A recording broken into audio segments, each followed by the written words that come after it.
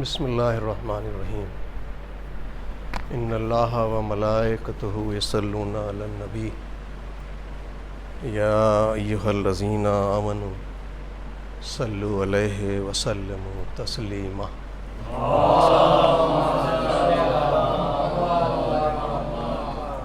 بارگاہ معبود حقیقی میں 4 مصرے اور سلام کے 5 یا 6 اشعار سماعت فرمائیں کہ چشم بینا کو بھی حیران کیا کرتا ہے،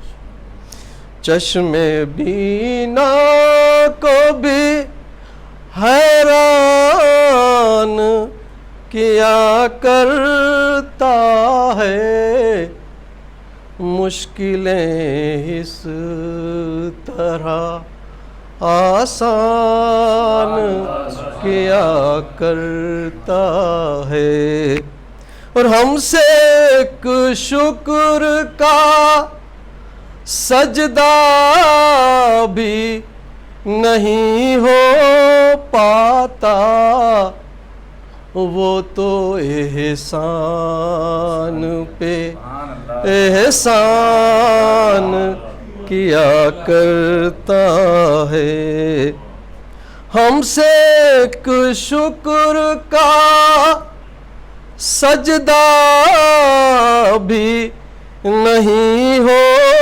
پاتا، وہ تو احسان پہ احسان کیا کرتا ہے۔ اور سلام کے اشعار سماعت فرمائیں۔ ہم خاک نشینوں پر احسان یہ تمہارا ہے، 100 بار مدد کی ہے، ایک بار پکارا ہے، ہم خاک نشینوں پر احسان یہ تمہارا ہے، 100 بار مدد کی ہے، ایک بار پکارا ہے، اور اے چرخ ستم کوئی حسرت نہ رہے باقی، اے چرخ ستم کوئی حسرت نہ رہے باقی، ہر سن کے مجاہد کو میدان میں اتارا ہے، اے چرخ ستم کوئی حسرت نہ رہے باقی، ہر سن کے مجاہد کو میدان میں اتارا ہے، اور ہاں ان کی محبت ہی ہے اجر رسالت بھی، ان لوگوں کی جانب ہی قرآن کا اشارہ ہے، ہاں ان کی محبت ہی ہے اجر رسالت بھی، ان لوگوں کی جانب ہی قرآن کا اشارہ ہے، اور گہوارہ اصغر کو تھامے ہے کوئی ایسے، جیسے ابھی جھولے میں وہ پیاس کا مارا ہے، جیسے ابھی جھولے میں وہ پیاس کا مارا ہے۔ اور صغرا نے لکھا خط میں، بابا مجھے بلوا لو، یہ وقت یہاں میں نے رو رو کے گزارا ہے۔ صغرا نے لکھا خط میں، بابا مجھے بلوا لو، یہ وقت یہاں میں نے رو رو کے گزارا ہے۔ اور بیچارگی یہ زینب مجھ سے نہ بیاں ہوگی، جلتے ہوئے خیمے ہیں، دریا کا کنارہ ہے۔ بیچارگی یہ زینب مجھ سے نہ بیاں ہوگی، جلتے ہوئے خیمے ہیں، دریا کا کنارہ ہے۔ اور جلتے ہوئے خیموں سے زندہ کے اندھیروں تک معصوم سکینہ نے بابا کو پکارا ہے۔ جلتے ہوئے خیموں سے زندہ کے اندھیروں تک معصوم سکینہ نے بابا کو پکارا ہے۔ اور اس در کی گدائی بھی شاہی سے کہیں بہتر، اس در سے جدائی میں بے طرح خسارہ ہے۔ اس در کی گدائی بھی شاہی سے کہیں بہتر، اس در سے جدائی میں بے طرح خسارہ ہے۔ 100 بار مدد کی ہے، ایک بار پکارا ہے۔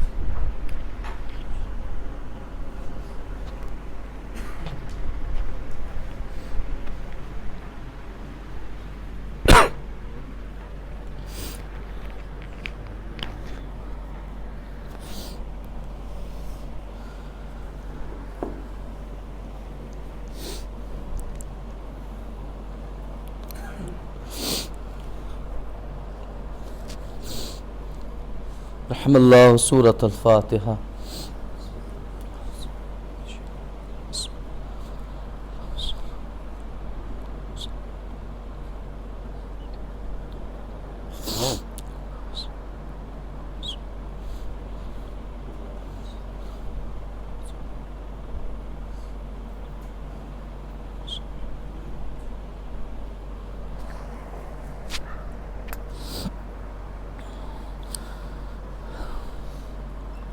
لا حول ولا قوة إلا بالله العلي العظيم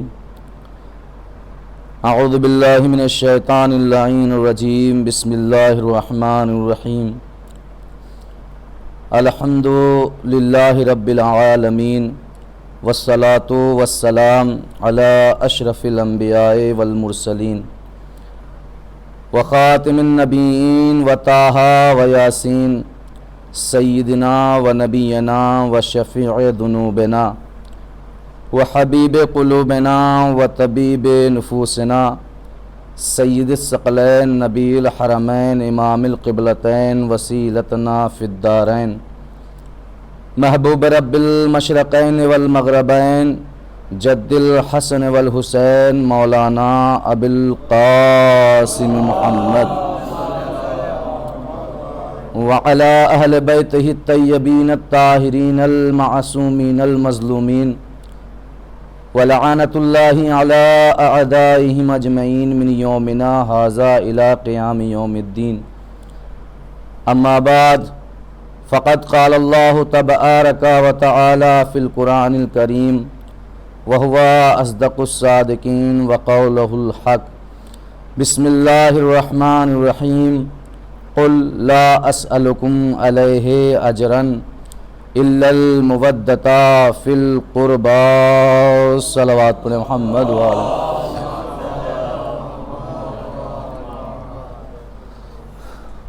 عزیزان محترم، بزرگان مذہب و ملت، برادران ایمانی، پرساداران سرکار سید الشہداء علیہ الصلاۃ والسلام و پرساداران اسیران کربلا و شہیدان کربلا علیہم السلام، آپ حضرات تقریباً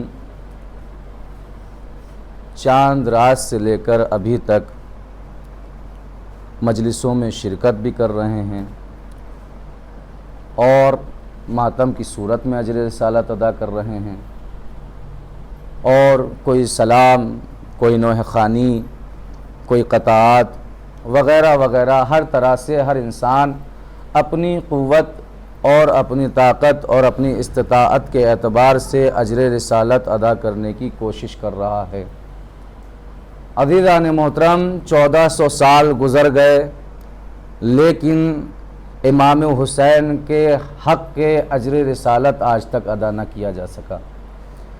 سبھی جانتے ہیں کہ اگر ساری کائنات بھی انسانیت اگر امام حسین پر گریہ نہ کرے، امام حسین کا پرسہ شہزادی کا نہ پیش کرے، تو یہ آسمان امام پر گریہ کرے گا، یہ زمین امام پر گریہ کرے گی، یہ فرش یہ امام پر گریہ کرے گا، یہ اشجار، درخت، چرند پرند یہ سب امام پر گریہ کریں گے۔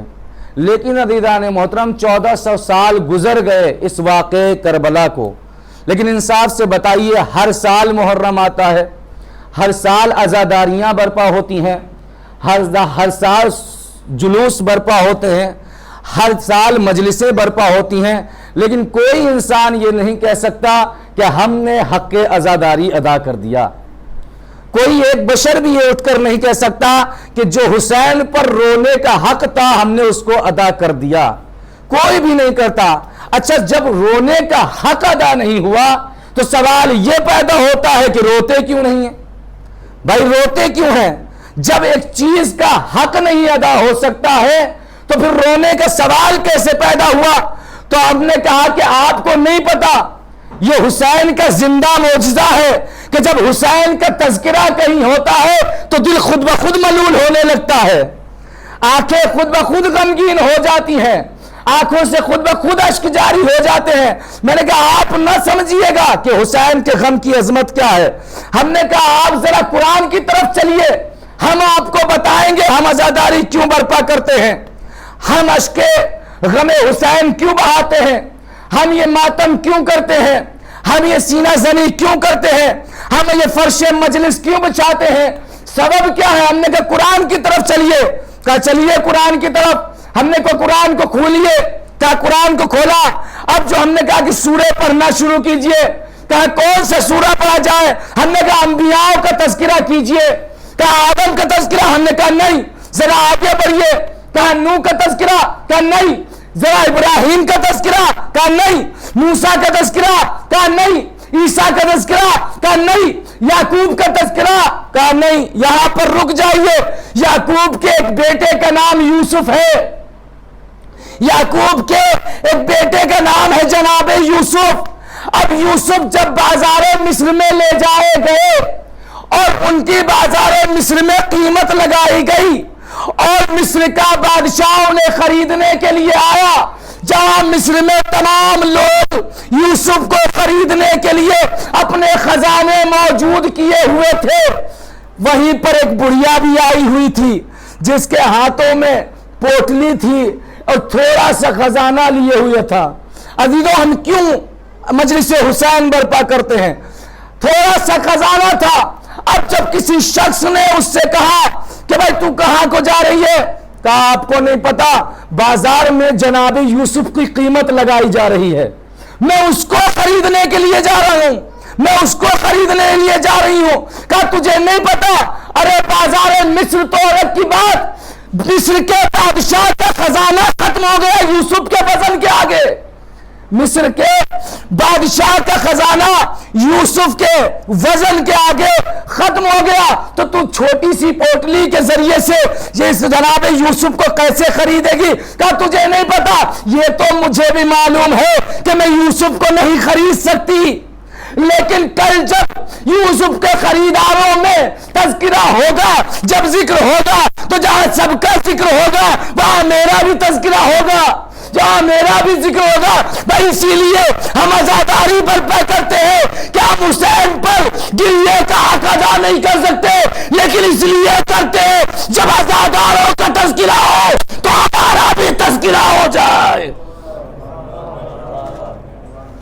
ایسے جب عزاداروں کا تذکرہ ہو تو ہمارا بھی تذکرہ ہو جائے، یعنی یوسف کی خریداری میں جب فہرست بنائی جائے کہ فلاں فلاں جناب یوسف کو خریدنے کے لیے آیا، تو اس میں میرا بھی نام ہو۔ وہ بڑھیا کہتی اس میں میرا بھی تذکرہ ہو، میرا بھی نام ہو۔ مطلب یہ ہوا کہ وہ بتانا ہی چاہتی ہے کہ اگر کل مجھے پتا ہے کہ میں یوسف کو نہیں خرید سکتی، میں یوسف کی قیمت نہیں دے سکتی، میں یوسف کو یوسف کے وزن کے مطابق مال نہیں دے سکتی، لیکن جب روز محشر عزاداروں کا تذکرہ ہو، جب روز محشر عزادار امام حسین کا تذکرہ ہو، تو ہم فرش عذاب بچھانے والے یہ گمان رکھتے ہیں کہ کاش ہمارا بھی حقیقی عزاداروں میں نام آ جائے، یہی ہمارا گمان ہے، اور اسی لیے ہم عزاداری کو برپا کرتے ہیں۔ اور یہ عزاداری حق اور باطل کے درمیان ایک تحریک ہے، ایک انقلاب ہے۔ عزیزان محترم، حق اور باطل ہی کا تو سارا جھگڑا ہے، حق اور باطل کو ہی تو سارا جھگڑا ہے۔ حسین کی یزید سے کوئی ذاتی جنگ نہیں ہے۔ اگر دیکھا جائے اور اسلام کی تاریخ کا مطالعہ کیا جائے تو حسین کی یزید کی فکر سے جنگ ہے، یزیدیت کی فکر سے جنگ ہے۔ کیا مطلب؟ یعنی فکر کیا مطلب؟ یزید کی گندی سوچ سے حسین کی جنگ ہے، یزید کی گندی فکر سے حسین کی جنگ ہے۔ حسین کی کوئی حکومتی جنگ نہیں ہے، حسین کوئی سلطنت کے لیے نہیں جا رہے ہیں، بلکہ امر بالمعروف نہی عن المنکر کے لیے جا رہے ہیں۔ حسین کی جنگ یزید کی فکر سے جنگ ہے۔ کیا مطلب؟ یعنی جو فکر یزیدیت ہے کہ حلال محمد کو حرام کر دو، حرام محمد کو حلال کر دو، حسین کی یزید کی اس فکر سے جنگ ہے۔ اس کا مطلب یہ ہے کہ جب جب یزیدیت ابھرے گی تب تب حسین بھی نہ ہوگا، جب تب یزیدیت ابھرے گی تب تب کسی حسین کا ہونا ضروری ہے۔ اگر آج بھی کوئی یزیدیت کی فکر لے کر آ جائے تو کوئی حسین ہونا ضروری ہے۔ بھائی یہی وجہ ہے اللہ نے آخری حسین کو پردہ غیب میں رکھا ہوا ہے۔ صلوات پڑھے محمد وعلى تاکہ ہر دور کے یزید کا مسئلہ ہے، چاہے اس دور کا یزید ہو اور چاہے اس دور کا یزید ہو، یزید خود وجود میں نہیں آتا ہے، اسے بنایا جاتا ہے، پیدا کیا جاتا ہے۔ کب پیدا ہوتا ہے؟ جب امت کے درمیان سے امر بالمعروف نہی عن المنکر، یعنی اچھائیوں کا حکم دینا، برائیوں سے روکنا ختم ہو جاتا ہے تو یزیدیت ابھر کے آتی ہے. جب لوگوں کو ایک دوسرے کو غلط اور صحیح کا فرق بتانا بند ہو جاتا ہے تب یزیدیت اور فرعونیت ابھر کر آتی ہے. یزید کی امام حسین سے، امام حسین کی یزید سے کوئی ذاتی جنگ نہیں بلکہ فکر کی جنگ ہے. جو اس کی ناجائز فکر ہے اس سے جنگ ہے، اور یہ جنگ وہیں پر نہیں رکی عزیزان محترم، آج تک یہ جنگ جاری ہے. آج تک یہ جنگ جاری ہے. کس طریقے سے جاری ہے آپ بہتر جانتے ہیں کہ عزاداری پر کتنی پابندیاں لگائی جاتی ہیں، عزاداری پر کس طریقے سے حملے ہو رہے ہیں، کس طریقے سے عزاداری کو ختم کرنے کی کوشش کی جا رہی ہے. لیکن مجھے انصاف سے بتائیے، دشمن یہ سوچ سوچ کر حیران ہے کہ ہم جتنا مارتے ہیں عزادار اتنا پیدا ہوتا جا رہا ہے، ہم جتنا ختم کرنے کی کوشش کر رہے ہیں عزادار اتنا ہی ابھرتا جا رہا ہے. میرے تجھے نہیں پتا چیز وہ ختم ہوتی ہے جس کا کوئی وارث نہ ہو، لیکن جس کا کوئی وارث، صلوات پڑھیں محمد و آل محمد، چیز وہ ختم ہوتی ہے کہ جس کا کوئی وارث نہ ہو، لیکن جس کا وارث آج تک موجود ہو وہ چیز، وہ شے ختم ہونے والی نہیں ہے. وہ عزاداری، امام حسین کے چاہنے والے، وہ قوم ختم ہونے والی نہیں ہے. کیوں؟ اس لیے کیونکہ یہی وہ قوم ہے جو حق اور باطل کے درمیان امتیاز پیدا کیے ہوئے ہے، حق اور باطل کے درمیان دوری بنائے ہوئے ہے کہ دنیا کو پہچانوانے. یہ مجلسیں کس لیے ہوتی ہیں؟ پہچانوایا جاتا ہے ان کے ذریعے سے حق کیا ہے، باطل کیا ہے. عزیزان محترم، آج جو ہم سب جمع ہوئے ہیں اس امام کی شہادت اور اس کی مجلس میں شرکت کے لیے آئے ہیں کہ جس کو سید الساجدین زین العابدین علیہ السلام کہا جاتا ہے. اور ایسے نہیں عزیزان محترم، سید الساجدین ہونا یا زین العابدین ہونا یہ کوئی خود نہیں بنتا بلکہ اللہ ایسے لقب دے کر بھیجتا ہے. یہ خود نہیں بنتے ہیں بلکہ اللہ انہیں سید الساجدین کے لقب سے ملقب کر کے بھیجتا ہے. آپ دیکھیے عزیزان محترم، آدم سے لے کر جناب محمد مصطفیٰ ختمی مرتبت علیہ السلام تک دیکھتے چلے جائیے. آدم سید الساجدین نہیں ہے لیکن ساجدین میں ہے. نو سید الساجدین نہیں ہے لیکن ساجدین میں. ساجدین کسے کہتے ہیں؟ سجدہ گزاروں کو، سجدہ کرنے والوں کو ساجدین کہا جاتا ہے. آدم ساجدین میں سے ہے، نو ساجدین میں سے ہے، ابراہیم ساجدین میں سے ہے، موسیٰ ساجدین میں سے ہے، یوشع ساجدین میں سے ہے، یوسف ساجدین میں سے ہے، یعقوب ساجدین میں سے ہے. 1,24,000 پیغمبروں کو دیکھ لیجئے آپ، سب کے سب ساجدین میں ملیں گے، لیکن ایک چوتھے امام کا لقب ہے جو ساجدین نہیں بلکہ سید الساجدین ہے. ایک چوتھے امام ہے کہ جن کا لقب سید الساجدین ہے. اور عزیزان محترم، پیغمبر اسلام سب سے زیادہ عبادت گزار، سب سے زیادہ، اور تاریخوں میں ملتا ہے اور قرآن مجید کی آیت بھی ہے کہ پیغمبر سے زیادہ اچھا قیام کوئی نہیں کر سکتا. پیغمبر سے زیادہ اچھا کوئی بھی قیام نہیں کر سکتا. چاہے وہ آدم سے لے کر عیسیٰ تک کی ہسٹری کو دیکھ لیا جائے، پیغمبر اسلام سے بہتر کوئی بھی نماز میں قیام اچھا نہیں کر سکتا ہے. لیکن اللہ نے وہاں بھی قرآن مجید میں کہا ہے میرے حبیب رات کو ذرا آرام کر لیا کریے، اتنا لمبا طولانی قیام نہ کیا کریے، اتنا طولانی قیام نہ کیا کریے. وہاں بھی پیغمبر اسلام جو بہترین قیام کرنے والا ہے، پیغمبر اسلام سے بہتر کوئی بھی قیام نہیں کر سکتا. چاہے پوری تاریخ اسلام کے نمازیوں کو دیکھ لیجئے، تاریخ اسلام کے سارے عبادت گزاروں کو دیکھ لیجئے، پیغمبر اسلام سے بہتر کوئی قیام نہیں کر سکتا. کوئی بھی پیغمبر اسلام سے بہتر قیام نہیں کر سکتا. علی سے بہتر کوئی رکوع نہیں کر سکتا، علی سے بہتر کوئی رکوع نہیں کر سکتا. اتنا طولانی رکوع، اتنا معتبر رکوع، اتنا مقبول رکوع کہ جس امام کی پوری پوری رات عبادت خدا میں بسر ہوتی ہو، رکوع کی حالت میں بسر ہوتی ہو، امام علی علیہ السلام سے بہتر کوئی رکوع نہیں کر سکتا، کوئی بھی نہیں رکوع کر سکتا۔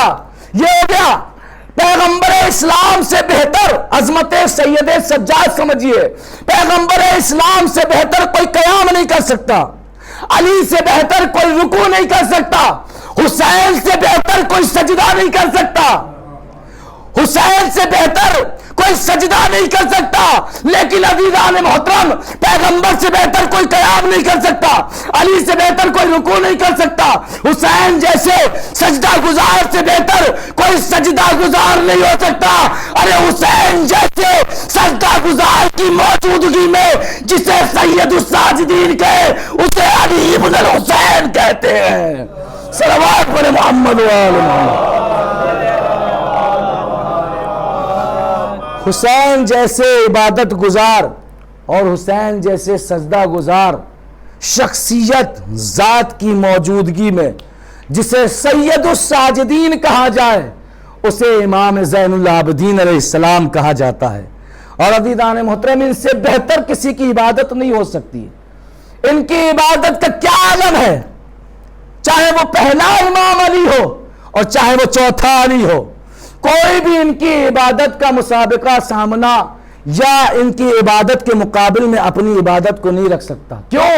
اس لیے کہ ہم جب نماز پڑھتے ہیں تو یقین نہیں کہ ہماری نماز قبول ہے کہ نہیں ہے، ہم جب رکوع کرتے ہیں تو ہمیں یقین نہیں ہے کہ ہمارا رکوع قبول ہے کہ نہیں ہے، ہم جب سجدہ کرتے ہیں تو ہمیں یہ یقین نہیں ہوتا کہ ہمارا سجدہ قبول ہے کہ نہیں ہے، لیکن یہ وہ ہیں جن کا قیام بھی قبول، جن کا رکوع بھی قبول، جن کے سجدہ بھی قبول، جن کا ذکر بھی قبول، جن کی تسبیح بھی قبول، ان کا ہر عمل قابل قبول ہوتا ہے۔ کیوں؟ اس لیے کیونکہ پروردگار عالم نے کہا وَمَا تَشَاءُونَ إِلَّا أَن يَشَاءَ اللَّهُ، یہ تو وہ کرتے ہیں جو مرضی الہی ہوتی ہے، یہ تو وہ کرتے ہیں جو مرضی الہی ہوتی ہے۔ یہ اپنی مرضی سے کوئی قدم نہیں بڑھاتے، یہ اپنی مرضی سے کوئی عمل انجام نہیں دیتے، بلکہ یہ وہ انجام دیتے ہیں جو پروردگار چاہتا ہے۔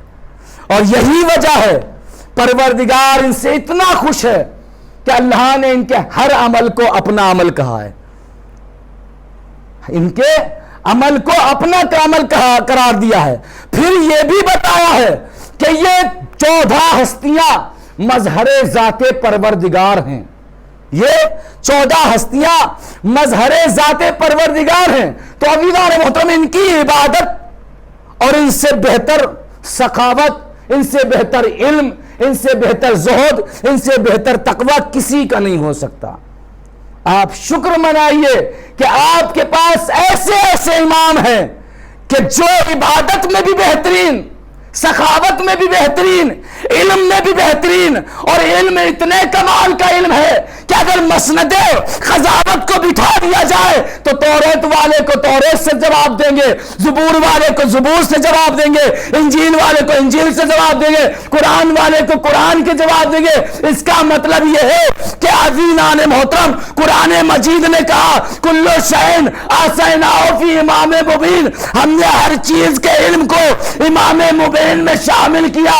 اس کا مطلب یہ ہوا کہ جو کچھ قرآن میں موجود ہے وہ ان 14 میں موجود ہے، جو کچھ قرآن میں موجود ہے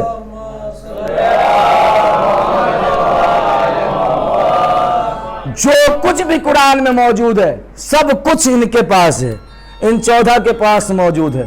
جی عزیزان محترم ان کی عبادت کا مقابلہ نہیں کیا جا سکتا۔ ان کی عبادت کا معیار کیا ہے، ان کی عبادت کتنی عظمتوں والی ہے۔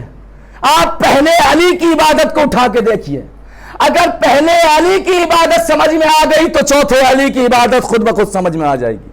پہلے عبادت علی کی عبادت کا کیا مقام ہے، کیا مرتبہ ہے۔ یہ تو عزیزان محترم بنی امیہ کی سازشیں تھیں کہ جنہوں نے لوگوں کے دلوں میں علی کی نفرت کو وجود میں لایا۔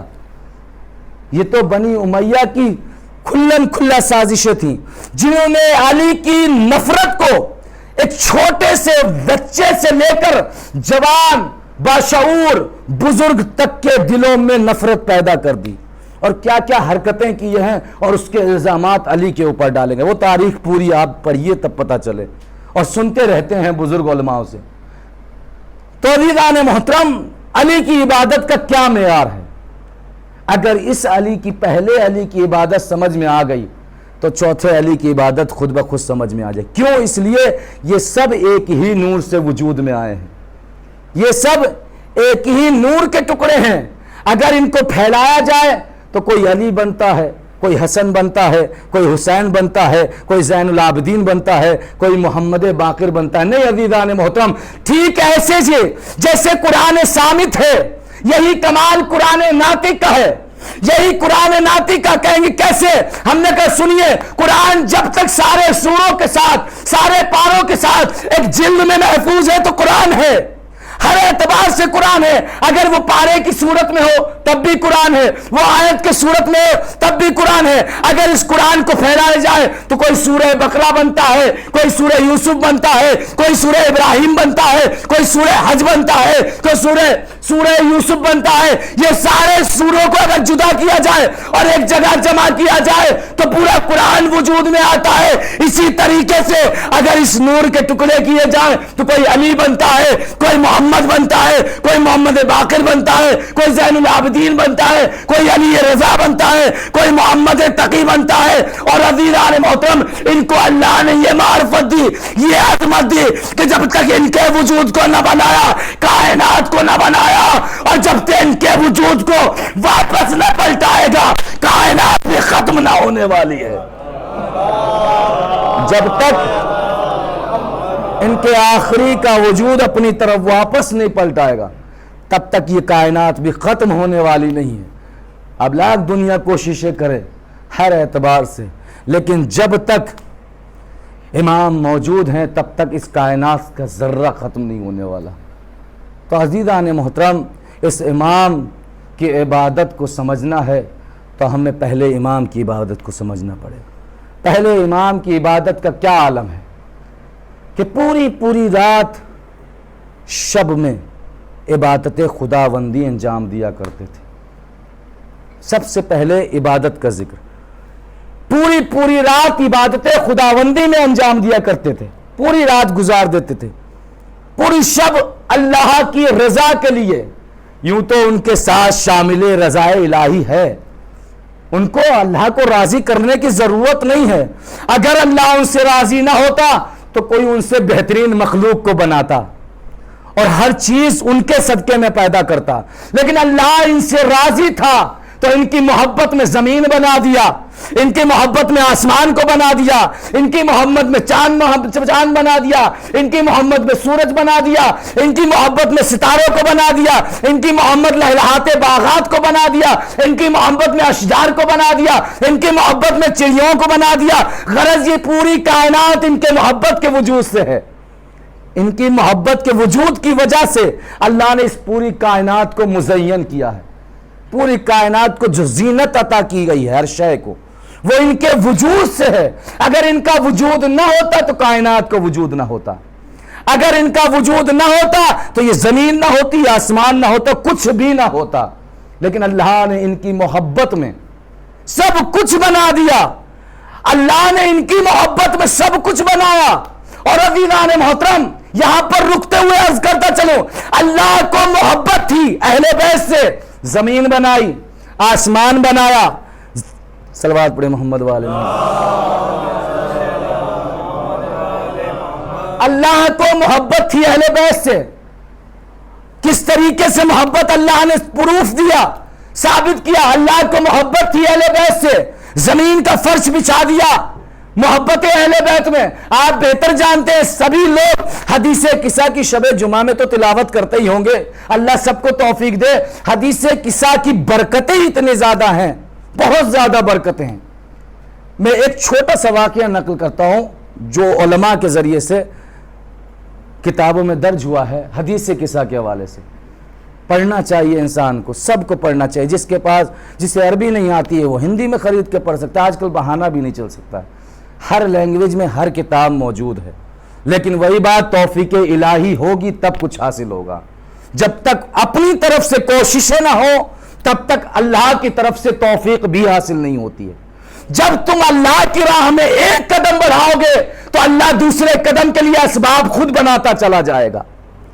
دوسرے قدم کے لیے اللہ خود اسباب بناتا چلا جائے گا. لیکن چراغ تلے اندھیرے والا ہمارا نظام بن چکا ہے کہ ہمارے پاس جتنی مقدس ہستیاں تھیں اتنی ہی زیادہ ہم لوگوں میں بے دینی ہے. جتنی ہستی آج جس مجلس ہو رہی جس امام کی, اسے سید الساجدین کہا جاتا ہے, جس کی زندگی کا ایک لمحہ بھی عبادت خدا سے غافل نہیں ہوا, یعنی ایک لمحہ بھی پروردگار کی مرضی کے خلاف سانس نہیں لی.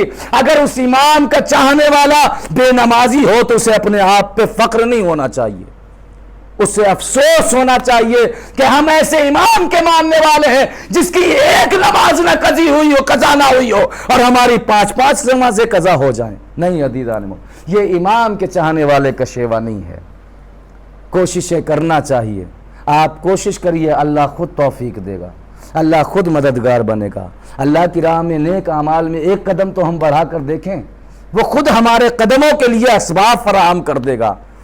آپ ارادہ تو کریں, اگر آپ کا ارادہ مستحکم ہے اور خدا پر بھروسہ ہے تو اگر آپ پانی پر چلیں گے تو پانی میں راستہ پیدا ہو جائے گا. یہ اپنے اوپر ہے, عقیدہ مضبوط ہونا چاہیے. حدیث قصہ کی فضیلت میں ایک شخص تھا, بیچارہ بہت زیادہ بیمار رہتا تھا, اس کو کینسر ہو گیا. وہ ڈاکٹر کے پاس گیا, المختصر ڈاکٹر کے پاس گیا, اس نے دکھایا ڈاکٹر کو, اس کو پتا تھا کہ مجھے کینسر ہو چکا ہے. جا کے ڈاکٹر کو دکھایا, دکھانے کے بعد ڈاکٹر کو پتا چل گیا اس کو کینسر. اس نے کہا کہ جا کے اپنا جو ہے ایکس رے کراؤ. کہا ڈاکٹر صاحب کیا ہے, کیا ہوا, کچھ بتائیے تو صحیح. کہا نہیں, پہلے ایکس رے کرا لو, اور جب رپورٹ آ جائے گی تو تمہیں خود پتہ چل جائے گا. اسے تو پہلے ہی علم تھا کہ مجھے کینسر ہوا ہے. دیکھیں, اگر ایمان عقیدہ مضبوط ہو تو بڑی سی بڑی بلائیں دعائیں اہل بیت سے ٹل جایا کرتی ہیں. یہ چھوٹی موٹی بیماریاں کیا شے ہیں. اب وہ کہتا ہے کہ ٹھیک ہے, وہ چلا گیا, اس نے ایکس رے کرایا, رپورٹ لیے بغیر وہ اپنے گھر چلا گیا. اس کو ڈاکٹر کو پتا تھا یہ بندہ 1 سے 2 مہینہ زندہ رہے گا, اس کے بعد یہ مر جائے گا. بھائی ڈاکٹر تجربے کار جو ہوتے ہیں انہیں پتا چل ہی جاتا ہے کہ اگلے انسان کو اتنی بیماری ہے اور کتنی شدت تک بیماری پہنچ گئی اور کتنی شدت میں اس کو موت آ جائے گی, سب بہتر جانتے ہیں. لیکن اللہ جسے زندگی دینا چاہتا ہے وہ لاکھ بیماریاں ہوں پھر اس کے شفا دے دیتا ہے. اب وہ شخص بنا رپورٹ لیے چلا گیا. اب 2 مہینے گزرے, اس ڈاکٹر نے سوچا اب تو شاید وہ مر گیا ہوگا, قصہ ہی تمام ہو گیا ہوگا. اب ایک مرتبہ ڈاکٹر صاحب کسی راستے سے گزر رہے تھے. اب دیکھا ہم نے کہ وہاں پر حضرت حیدر علی بھی کھڑے ہوئے ہیں.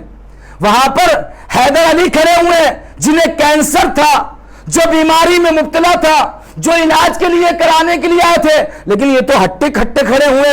اب انہوں نے, ڈاکٹر نے جیسے ہی اسے دیکھا فوراً پہچان لیا, سلام کیا. سلام کرنے کے بعد انہوں نے جواب دیا, کہا آپ تو ٹھیک ٹھاک ہیں. کہا کیا مطلب؟ کہا آپ کی کنڈیشن تو یہ تھی کہ آپ کو 2 مہینے بعد موت آنے والی تھی. کہا بے شک مجھے 2 مہینے بعد موت آنے والی تھی, لیکن میں نے حقیقی ڈاکٹر سے اپنا علاج کروایا ہے, حقیقی ڈاکٹر سے علاج اپنا کروایا. عزیزوں, ڈاکٹر اور دوائیں ذریعہ نجات ہے, ذریعہ شفا ہے. شفا دینے والا پروردگار ہے, شفا دینے والا حقیقی پروردگار ہے.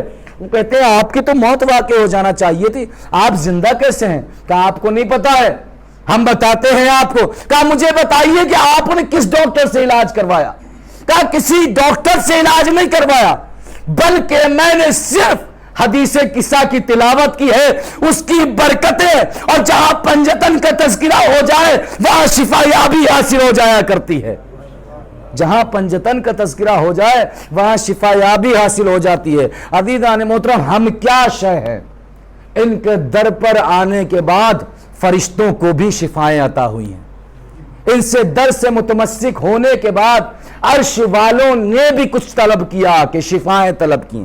اگر ہم مانگے تو کیا نہ عطا ہوگا. تو عزیزان محترم, اس امام کا تذکرہ ہے جسے سید الساجدین کہا جاتا ہے. امام علی علیہ السلام کی عبادت کا ذکر. امام علیہ السلام بہت زیادہ عبادت کرتے, سب بہتر جانتے ہیں, لیکن امام کی عبادت کا کمال یہ تھا کہ جب امام عبادت میں مشغول ہوتے تھے پھر ان کو یہ احساس نہیں ہوتا تھا کہ جسم سے کچھ بھی نکل جائے انہیں احساس نہیں ہوتا تھا۔ جب ایک جنگ میں امام علیہ السلام کو تیر لگا پیر میں، سب بہتر جانتے ہیں، تقریباً جنگ صفین کا واقعہ ہے، تقریباً جب ایک جنگ میں تیر لگا اور علی کے اس پیر سے تیر نکالنے کی کوشش کی گئی لیکن تیر نہ نکلا، تکلیف بے انتہا ہو رہی ہے۔ وہ علی جو انگلیوں سے باب خیبر اکھاڑ لے، اس کو ایک تیر پریشان کر رہا ہے، لیکن جب تکلیف ہوتی ہے تو تکلیف کو محسوس کیا جاتا ہے۔ رسول اسلام نے فرمایا کہ اگر تم چاہتے ہو کہ علی کے بغیر تکلیف ہوئے تیر کو نکال لو تو جب علی حالت سجدہ میں ہو تیر کو نکال لینا، آسانی سے تیر نکل جائے گا۔ تیر کو نکال لینا، آسانی سے تیر نکل جائے گا۔ وہی ہوا، علی جب نماز پڑھ رہے تھے حالت سجدہ میں گئے، تیر نکال لیا گیا، علی کو احساس نہیں ہوا۔ یہ پہلے علی کی عبادت کا کمال ہے۔ اب آئیے دوسرے علی کی عبادت کو کمال دیکھیے۔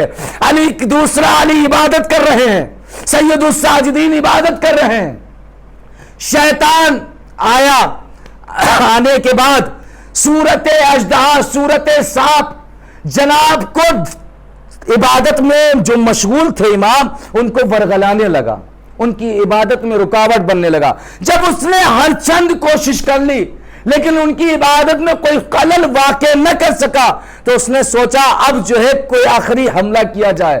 اس نے کیا کیا؟ امام کے انگوٹھے کو اپنے منہ سے چبانا شروع کر دیا، امام کے انگوٹھے کو، پیر کے انگوٹھے کو اپنے منہ سے دانتوں سے چبانا شروع کر دیا، لیکن امام کی عبادت میں کوئی خلل واقع نہیں ہوا۔ آخر میں وہ شیطان جو تھا عاجز آ کر ایک کنارے ہٹ گیا اور غیب سے ایک آواز نازل ہوئی، ایک غیب سے آواز سنائی دی، انتا زین العابدین، انتا زین العابدین۔ حقیقت میں آپ عبادت گزاروں کے لیے زینت ہیں، آپ عبادت گزاروں کے لیے زینت ہیں۔ جی عزیزان محترم، یہ پہلے امام کی عبادت کا عالم ہے۔ امام نے کہا تھا نا کہ اللہ نے ہمیں 6 چیزیں عطا کی ہیں، ہمیں 6 چیزیں عطا کی ہیں، علم، حلم، سخاوت، شجاعت، فصاحت اور ہماری محبت مومنین کے دلوں میں۔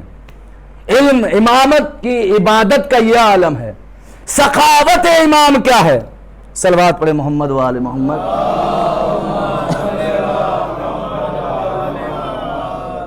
سخاوت امام المختصر، سخاوت امام جو پہلے امام کی سخاوت ہے وہی اس دوسرے امام یعنی دوسرے علی کی سخاوت ہے۔ پہلے امام کی سخاوت کا کیا عالم ہے؟ جب تک علی کی دور خلافت رہی کوئی بھی مدینے کا، جب تک علی کی دور خلافت میں کوئی بھی شخص علی کے ہوتے ہوئے بھوکا نہیں رہا ہے، علی کے ہوتے ہوئے بھوکا نہیں رہا ہے۔ اور کس طریقے سے رزق کو پہنچایا کرتے تھے کہ رات کی تاریکی میں پشت پر بوریوں کو لاد کر راشن کو پہنچایا کرتے تھے، کس طریقے سے منہ کو ڈھک کر تاکہ لینے والے کو پشماندگی نہ ہو، تاکہ لینے والے کو یہ احساس نہ ہو کہ دینے والا کون ہے۔ عزیزو اسی لیے کہتے ہیں کہ صدقہ جب بھی دو اس انداز میں دو کہ اگر اس ہاتھ سے دو تو اس والے کو خبر نہ ہونا چاہیے۔ کیوں؟ اس لیے کہ حدیث میں ہے کہ خفیہ دیا گیا صدقہ انسان پر آنے والی بلاؤں کو ٹال دیا کرتا ہے۔ صدقہ دینا چاہیے، ضروری نہیں کہ انسان سفر پر نکلے تبھی صدقہ نکال لے، ہر دن صدقہ نکال سکتا ہے۔ تو عزیزو امام کی سخاوت کا یہ عالم تھا کہ ان کی موجودگی میں کبھی کوئی بھی بھوکا نہیں رہا۔ عزیزو امام کہتے ہی اسے ہیں کہ جس کی موجودگی میں کوئی بھوکا نہ رہے، بلکہ امام اسے کہتے ہیں جو لوگوں کے مال کو کھاتا نہیں ہے بلکہ لوگوں کو اپنا مال تقسیم کرتا ہے، امام اسے کہا جاتا ہے۔ حقیقت میں جو اللہ کا نمائندہ ہوتا ہے وہ مال دیتا ہے، لیتا نہیں ہے، وہ لوٹتا نہیں ہے، کسوٹتا نہیں ہے، بلکہ وہ اپنا مال بھی لوگوں میں تقسیم کرتا ہے۔ جی عزیزان محترم، یہ پہلے علی کی سخاوت ہے، یہی حال سخاوت ہے دوسرے علی کا۔ پہلے علی کی سخاوت کا یہ عالم کہ رات کی تاریکی میں گھر گھر غلہ پہنچاتے تھے، گھر گھر روٹیاں پہنچاتے تھے، یہی حال دوسرے علی کی سخاوت کا ہے کہ آپ بھی پہلے علی کی طرح رات کی تاریکی میں اپنے منہ پہ کپڑا لپیٹنے کے بعد تاکہ دوسرا انسان پہچان نہ سکے، در در پر جانے کے بعد دق الباب کر کر کے اسے رزق عطا کیا کرتے تھے، اس کو رزق دیا کرتے تھے، پہنچاتے تھے کہ کھانا لو۔ عزیزان محترم، انہی لوگوں کے درمیان میں ایک شخص انہی امام کا چچا زاد بھائی تھا، اور اس کو اعتراض تھا کہ امام کو الٹا سیدھا کہا کرتا تھا ہر طریقے سے۔ لیکن عزیزان محترم، اس انسان کو، اس چچا زاد بھائی کو اس وقت احساس ہوا جب امام کی شہادت واقع ہوئی ہے اور رزق آنا بند ہو گیا، تب اس کو یہ احساس ہوا کہ ابھی تک جو میں کھا رہا تھا وہ امام زین العابدین کی عطا تھی، وہ امام زین العابدین علیہ السلام کی عطا تھی۔ عزیزان محترم، یہ امام وہ امام ہے جسے اللہ امام بنا کر بھیجتا ہے، اسے عوام امام نہیں بناتی۔ عزیزان محترم، یہ اللہ کی طرف سے جب بھیجے جاتے ہیں تو علم دے کر بھیجے جاتے ہیں، علم دے کر بھیجے جاتے ہیں، ان کو پرہیزگار بنا کر بھیجا جاتا ہے، ان کو عبادت گزار بنا کر بھیجا جاتا ہے۔ ان کی امامت کے دلائل کے لیے اللہ انہیں معجزات عطا کرتا ہے تاکہ یہ اپنی امامت کو ثابت کر سکیں۔ اور عزیزان محترم، اس امام کے زمانے میں بھی جب کربلا کا واقعہ پیش آیا اور اس کے بعد جب وقت گزر گیا، جب محمد حنفیہ امام علی علیہ السلام کے فرزند نے، جو لوگ درمیان میں تھے، ان لوگوں نے ان کو امام ماننا شروع کر دیا۔ کس کو؟ ابن علی جناب محمد حنفیہ کو لوگوں نے امام تسلیم کر لیا، اور یہ کہنے لگے کہ علی کے بیٹے کا امامت حق ہے، اس لیے ان کو امام کہا جائے گا۔ جب چوتھے امام کو خبر ملی اور محمد حنفیہ نے بتایا کہ بھتیجے سب لوگ مجھے امام تسلیم کر رہے ہیں، سب لوگ مجھے امام تسلیم کر رہے ہیں۔ عزیزو، اگر ظرف پاک ہو تو انسان اپنے وجود کو پہچانتا ہے۔ پوری تاریخ کی ہسٹری دیکھ لیجئے، محمد حنفیہ کو لوگوں نے امام مانا، لیکن کوئی تاریخ نہیں لکھتی ہے کہ محمد حنفیہ نے کہا ہو کہ میں امام ہوں، کیونکہ محمد حنفیہ کو پتا تھا کہ کون حقیقی امام ہے۔ اب امام کی معرفت کے لیے جو معجزات دیے ہیں ان کو استعمال کیا جائے۔ ایک معجزہ، جب لوگوں نے امام تسلیم کر لیا محمد حنفیہ کو، تو محمد حنفیہ نے کہا بیٹے یہ سب مجھے امام مان رہے ہیں، اور میں نہیں چاہتا کہ یہ مجھے امام مانے، اور ان پر واضح ہو جائے کہ امام آپ کا حق ہے، امامت آپ کے پاس ہے، عہدے امامت پر اللہ نے آپ کو فائز کیا ہے۔ کہا تو پھر کیسے کیا کیا جائے؟ کہا کہ ٹھیک ہے، حج کا وقت آنے دیجئے، دوران حج یہ سب چلے، امام بھی چلے، محمد حنفیہ بھی چلے، اور محمد حنفیہ کو امام تسلیم کرنے والے لوگ بھی چلے۔ سب پہنچے ہیں بیت اللہ میں۔ اب سب لوگ کھڑے ہوئے، ایک طرف وہ لوگ ہیں جو امام زین العابدین علیہ السلام کو امام مانتے ہیں، صلوات پڑھیں محمد وآل محمد۔ جب کسی امام معصوم کا نام آیا کرے تو آپ بہتر جانتے ہیں کہ درود پڑھنا چاہیے، اور درود کا ثواب بے انتہا ہے۔ انشاءاللہ کبھی زندگی نے وقت دیا تو بیان ہوگا، آپ بہتر جانتے ہیں۔ درود کے بارے میں اتنا تک کہنا کافی ہے، یہ سمجھ لیجئے کہ اگر نماز میں درود نہ ہوتا تو اللہ نماز کو منہ پہ مار دیتا، بس یہ جملہ کافی ہے۔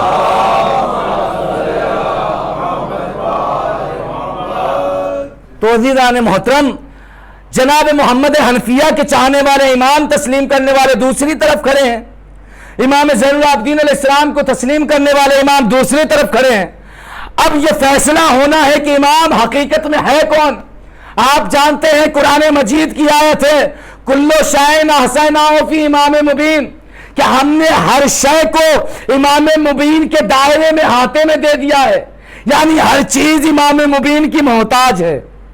اگر امام مبین کسی شے کو حکم دے دے کہ اس کو ختم ہونا ہے تو وہ ختم ہونا ہے، اگر امام مبین کسی کو حکم دے دے زندہ ہو جا تو زندہ ہونا ہے۔ تو امام مبین اسے کہتے ہیں۔ اب جناب محمد حنفیہ نے کہا بیٹے ثابت کرو، اگر ثابت نہ ہو سکا تو یہ تو مجھے ہی امام تسلیم کر لیں گے۔ کہا ٹھیک ہے، ثابت کرنے کا بہترین طریقہ یہ ہے کہ آپ بھی چلیے حجر اسود کو سلام کیجئے، اگر آپ کے سلام کا جواب آ جائے تو آپ امام ہیں، اگر میرے سلام کا جواب آ جائے تو میں امام ہوں۔ کہا چلیے۔ اب حجر اسود کے پاس پہنچنے کے بعد جناب امام علیہ السلام نے کہا کہ آپ بزرگ ہیں تو پہلے آپ جائیے اور سلام کیجئے۔ اب مختلف روایت ہیں کہ وہاں پر جانے کے بعد پہلے سلام کیا، ایک روایت یہ کہتی پہلے 2 رکعت نماز ادا کی اس کے بعد سلام کیا، بہرحال جو بھی ہے روایت، وہ جناب محمد حنفیہ پہنچنے کے بعد سلام کیا حجر اسود کو، لوگ موجود ہیں لیکن سلام کا جواب نہیں آیا، سلام کیا لیکن سلام کا جواب نہیں آیا۔ پھر امام کی باری آئی، چوتھے امام کی باری آئی، آنے کے بعد امام نے نماز پڑھی 2 رکعت، پڑھنے کے بعد امام نے حجر اسود کو سلام کیا، حجر اسود نے پلٹ کر جواب دیا وعلیک السلام حجت اللہ، سلام آپ پر ہے اللہ کی حجت۔ اس کا مطلب یہ ہے کہ امام وہ ہوتا ہے کہ جس کی آواز پر پتھر بھی لبیک کیا کرتے ہیں، امام اسے کہتے ہیں کہ جس کی آواز پر پتھر بھی لبیک کیا کہتے ہیں۔ جی عزیزان محترم، کیوں؟ اس لیے کہ ہر شے امام کے قبضہ قدرت میں ہے، اللہ نے اپنی ہر شے پر اختیار اپنے مخصوص بندوں کو دے رکھا ہے۔ اگر وہ اختیار نہ دیتا تو ان کے پاس نہ سورج کو پلٹانے کی صلاحیت ہوتی، نہ ان کے پاس چاند کو ٹکڑے کرنے کی صلاحیت ہوتی، نہ ہی ان کے پاس ستارے کو در پر بلانے کی صلاحیت ہوتی۔ کیوں؟ اس لیے اللہ نے بتایا ہے کہ یہ 14 میری مظہر ہیں ذات کے، ان 14 کی معرفت کے ذریعے سے میری معرفت حاصل ہو سکتی ہے۔ کیوں؟ اس لیے کہ جب انسان 14 کی معرفت حاصل کر لے گا، جب مخلوق 14 کی معرفت حاصل ہو جائے گی تو انسان سمجھ جائے گا جب مخلوق اتنی اچھی ہے تو خالق کتنا اچھا ہوگا، جب مخلوق اتنی عظمتوں والی ہے تو خالق کتنی عظمتوں کا مالک ہوگا۔ جی عزیزان محترم، یہ اسی امام کی مجلس ہے کہ جسے کبھی زین العابدین کہا گیا، کبھی سید الساجدین کہا گیا۔ عزیزو، یہ امام وہ امام ہے کہ جس نے کربلا کے میدان سے لے کر شام اور کوفہ کے دربار و بازار تک ہر مصائب کو برداشت کیا۔ عزیزان محترم، لاکھ فضائل کے دریا بہائے جائیں، اگر چند قطرے آنکھ سے آنسو نہ نکلیں تو عزیزان محترم یہ شہزادی مجلس میں جو آئی ہوئی ہے ہمارے درمیان میں، اس کو اپنے بیٹے کے زخموں کا مرہم چاہیے۔ اور یہ بیٹے کے زخموں کے مرہم کون ہیں؟ یہ آپ عزاداروں کی آنکھوں سے بہتے ہوئے چند قطرات آنسو کے ہیں۔ جی عزیزان محترم، یہ جب آپ کی آنکھوں سے نکلتے ہیں تو یہ آپ کے امام کے زخموں کا مرہم بنتے ہیں۔ عزیزان محترم، جب فرش ادا پر رویا کریے تو اس انداز میں رویا کریے کہ جیسے کسی ضعیفہ ماں کا جوان بیٹا مر گیا ہو۔ عزیزو، یہ اس امام کا تابوت ہے کہ جس نے کربلا کے میدان میں اپنے باپ کا رو کے نیزہ سر دیکھا۔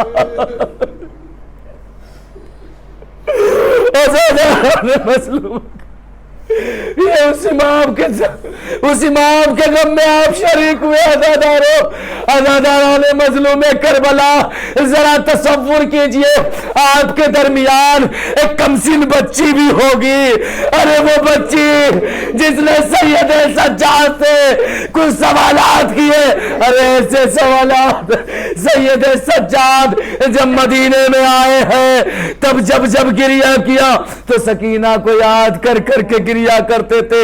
سید سجاد نے کربلا کے سارے مناظر اپنے آنکھوں سے دیکھے. عزاداروں کلیجہ تھام کر بیٹھیے. ارے وہ بیٹا کتنا مضبوط کلیجہ تھا کہ جس نے باپ کے جسم پر گھوڑوں کو دوڑتے دیکھا.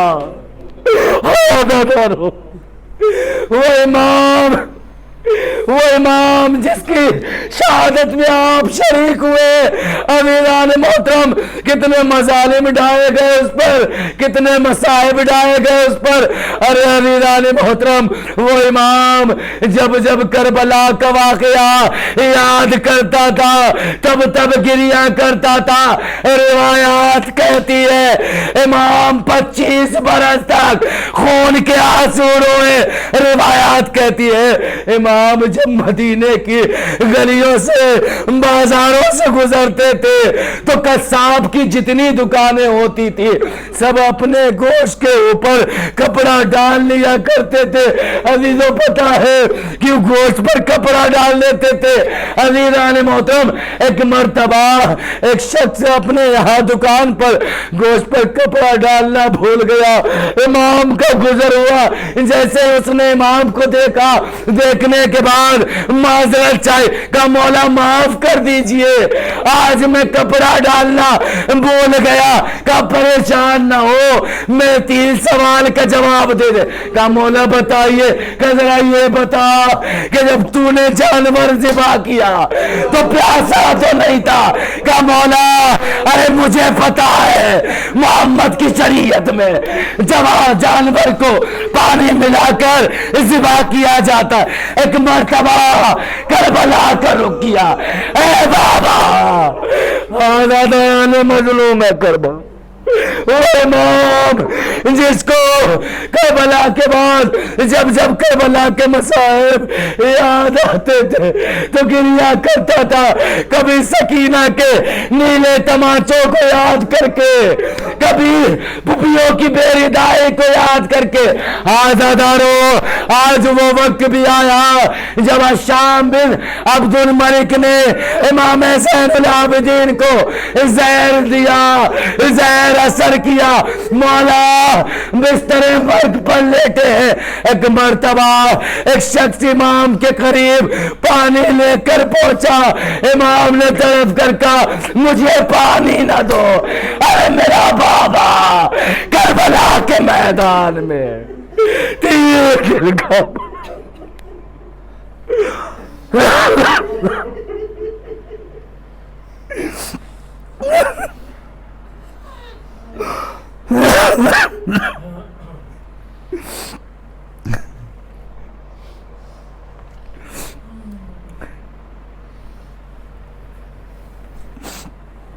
اللہ لعنت اللہ علی قوم الظالمین رزم بقضائی تسلیما لہم.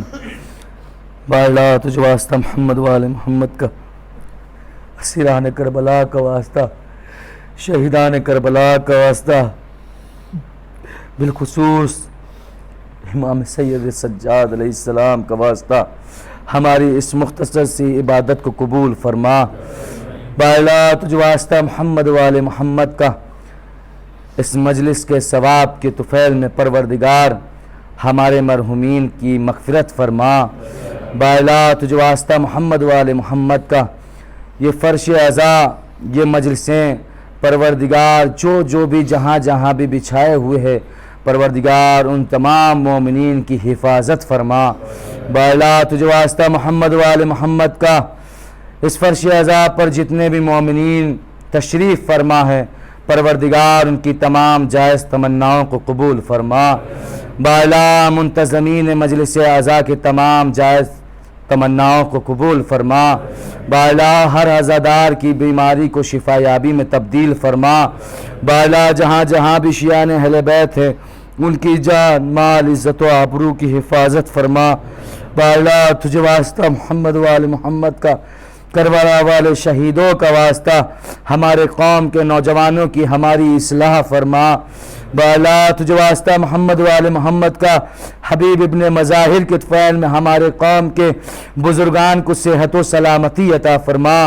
بالا روضہ فاطمہ زہرا سلام اللہ علیہا کے بننے کے اسباب فراہم فرما.